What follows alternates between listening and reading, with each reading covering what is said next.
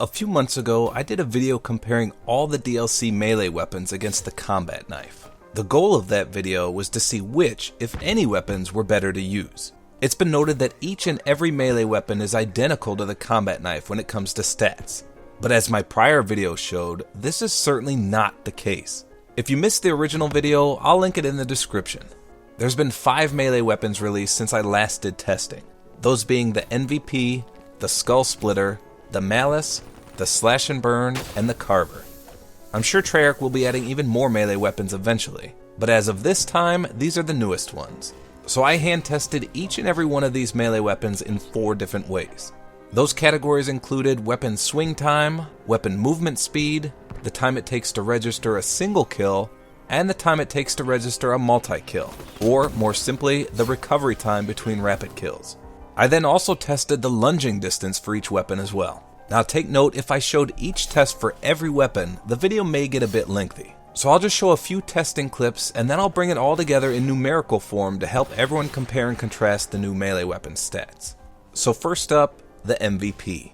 I'll be using this weapon as an example of how I tested each category. The weapon swing time for the MVP clocks in at 0.650 seconds, and this is identical to the combat knife. In fact, each of these 5 melee weapons have the exact same swing time. Next, I set up a racetrack of sorts to time weapon movement speed.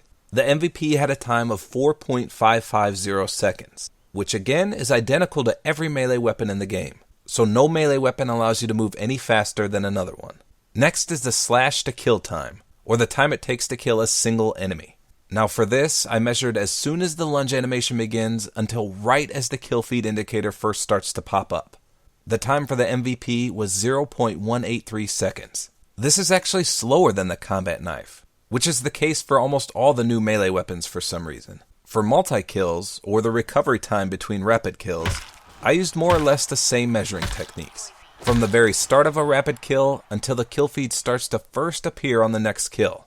So for instance, if I take Lucille here and line up 4 enemies and Negan smash their brains in, the time between each kill after the initial one is what I'm measuring. The time for the MVP is 1.067 seconds. Now take note, I repeated these tests several times to ensure accuracy, and I'd say about once every 5 times at achieving a multi-kill, the recovery time went Super Saiyan on me, and instead of it being 1.067 seconds, it dropped to an exceptionally fast time of 0.717 seconds. I could never figure out how to replicate it, but it did happen, and only for 1 kill.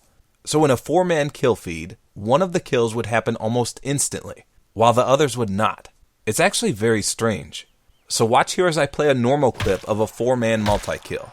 Each kill is spaced out 1.067 seconds apart.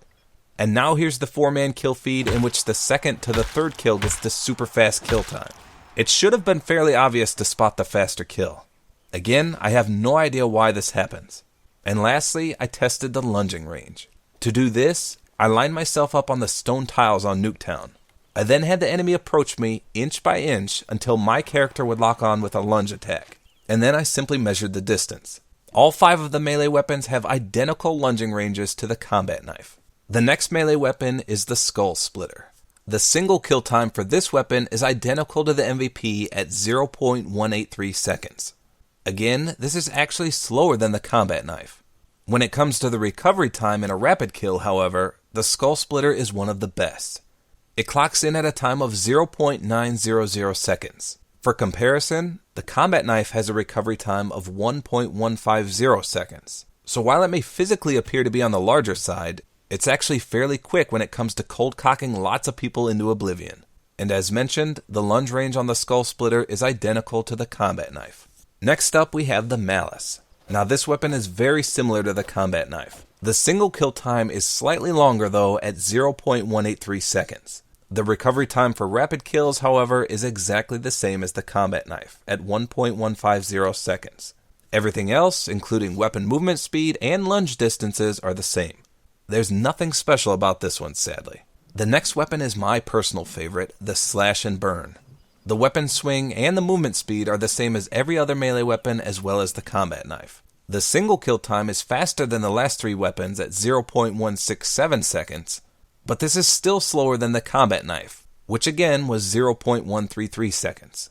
Where it really comes in handy is the recovery time for multi-kills. This Lumberjack's Wet Dream clocks in at 0.900 seconds in between each kill, which is the same as the Skull Splitter and much faster than the combat knife. The lunge range is still the same though. So if you happen to own both the Skull Splitter and the Slash and Burn, the axe ever so slightly outclasses it, making it the better selection. And lastly, we have the Carver. Like the Slash and Burn, this one can kill a single enemy faster than the MVP, the Skull Splitter, and the Malice at 0.167 seconds. However, it's still slower than the combat knife's single kill time. Sadly though, the multi-kill recovery time is on par with the combat knife at 1.150 seconds. Movement speed and lunge distances are also identical to the combat knife. That makes this weapon actually worse than the combat knife, as it has no categories where it beats it. So I realized that was a lot of numbers and data thrown at you all at once. As such, I've compiled it into a table format to make comparing all the weapons easier. The first thing you want to note here is that the combat knife can kill a single enemy faster than all of these new melee weapons. Given the fact that you're more likely to encounter this stat than the multi-kill one, this is important to know. However, speaking of the multi-kill stat, let's shift our attention there. As you can see, the Malice and the Carver both are identical to the combat knife. The MVP is the next fastest at 1.067 seconds, with the Skull Splitter and the Slash and Burn tying at a very fast time of 0.900 seconds. But as mentioned earlier, the MVP can potentially have the fastest multi-kill time at 0.717 seconds. Again though, this just seems to happen sporadically, and I couldn't actually manually reproduce it. So of all the new melee weapons, I'd say the Slash and Burn is actually the best one. That speedy recovery time between multi-kills makes it ideal for going on a Friday the 13th murder spree. And while it's true that it does kill a single enemy slower than the combat knife, it's not that much slower. The difference between 0.167 and 0.133 seconds is just a few frames. So now here's all the weapons, including the ones I covered in my last video. Overall, the best weapon to have is still the crossbow with the bayonet attachment. Now even though it's not technically a melee weapon, it still has the fastest multi-kill time out of any weapon, save for the glitchy MVP of course. Not only this, it has the largest lunge range out of any weapon in the game. If you haven't seen my first video, I highly recommend you at least watch the crossbow portion of it, so you can see for yourself its ridiculous lunge range. Of course, if your focus is just to kill one enemy at a time, then it's the wrench that reigns supreme. Not only can it kill a single foe in blazing fast speeds, but its multi-kill recovery time is also faster than all of the new melee weapons. In case you want to compare further, I'll leave this final table on the screen for a few seconds before my outro. I have no doubt in my mind that we'll soon be receiving more melee weapons in supply drops, and when we do, rest assured I'll be here to cover the stats and keep you informed.